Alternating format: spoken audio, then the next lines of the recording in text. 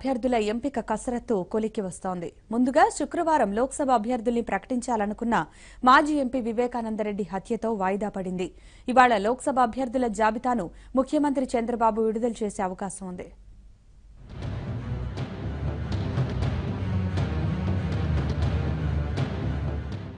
Telugu Desam party Lok Sabha అభ్యర్థుల ఖరారులో పురోగతి కనిపిస్తోంది.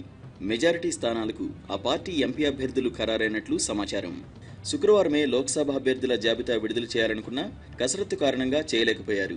ఇవాళ విడుదల చేసే అవకాశం ఉందని అంటున్నారు. బాపట్ల లోక్సభ స్థానానికి అభ్యర్థిగా తాడికొండ ఎమ్మెల్యే శ్రావణ్ కుమార్ను ఖరారు చేశారు. బాపట్ల సిట్టింగ్ ఎంపీ శ్రీరామ్ మాల్యాద్రిని తాడికొండ అభ్యర్థిగా ప్రకటించారు.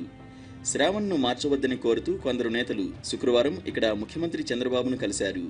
శ్రావణ్కు బాపట్ల ఎంపీ అభ్యర్థిత్వం ఖరారు చేసినట్లు ఆయన వారికి తెలిపారు. అయితే కొందరి అభ్యంతరాలతో తమ ఎమ్మెల్యేను మార్చడం తగదని, ఆయన్నే కొనసాగించాలని వారు కోరగా సీఎం వారికి నచ్చజెప్పి పంపించారు.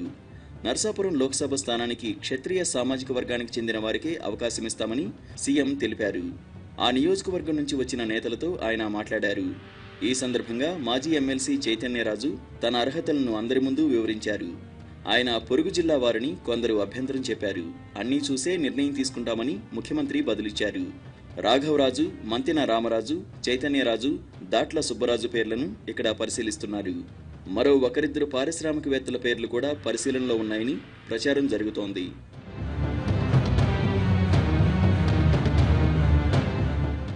ఒంగోలు లోక్సభ అభ్యర్థిగా మంత్రి సిద్ధారాఘవరావు ఖరారయ్యారు.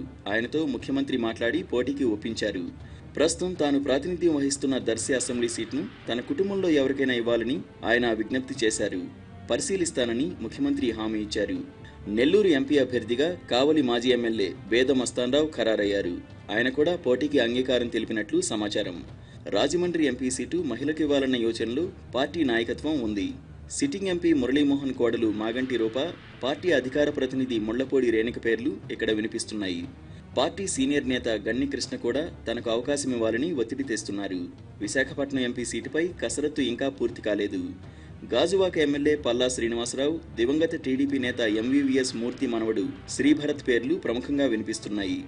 నరసారావుపేట ఎంపీ సీటుకు సిట్టింగ్ ఎంపీ రాయపాటి సాంబశివరావు పేరు ఖరారైంది.